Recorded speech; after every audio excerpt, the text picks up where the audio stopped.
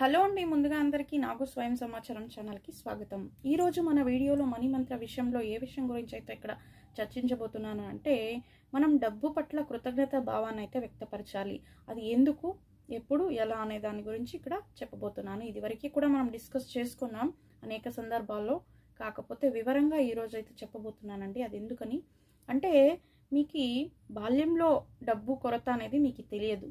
మీ అవసరాల కొరకు అది ఏదైనా సరే, మీ జీవనశైలికి కావలసిన చదువుకి, విద్యకి, భోజనానికి, పడుకోవడానికి సర్వ అవసరాలకి మీకు డబ్బు అప్పుడు లభించేది. అది ఎలా లభించేది అనే క్వశ్చన్ మార్కు మీకు అందరికీ వచ్చే ఉంటుంది. అది మీ పేరెంట్స్ ద్వారా, మీరు కష్టపడిందే, అంటే మీ పేరెంట్స్ కష్టపడిన దుడ్డే.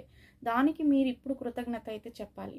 ఇప్పుడు ప్రజెంట్ మీరు ఒక బిజినెస్ చేసే స్టేజ్కి వచ్చారు, సంపాదించే స్టేజ్కి వచ్చారు. ఇప్పుడు దానికి కృతజ్ఞత చెప్పే టైం వచ్చిందనుకోండి.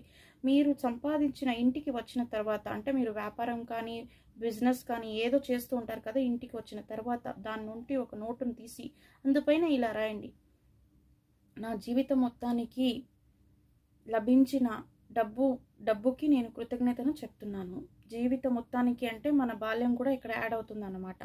సో ఇప్పుడు కృతజ్ఞత చెప్పగలరు. అప్పుడు మనకి చెప్పాలని తెలియదు. డబ్బు పట్ల మనం నిర్లక్ష్యం చేసుంటాం, లేదా అవగాహన ఉండదు.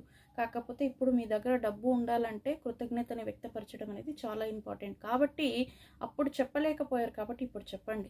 దాన్ని 3 సార్లు అయినా చూడాలి, ప్రతిరోజు 3 సార్లు అయినా చూడాలి.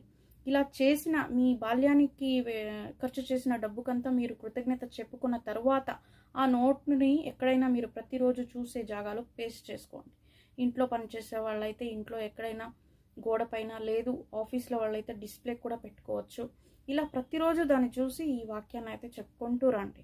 అప్పుడు మీకు లభించిన డబ్బుకంతాను మీరు కృతజ్ఞత చెప్తారు. మీరు ఖర్చు చేసిన డబ్బుకు మొత్తానికిను కృతజ్ఞత చెప్తారు.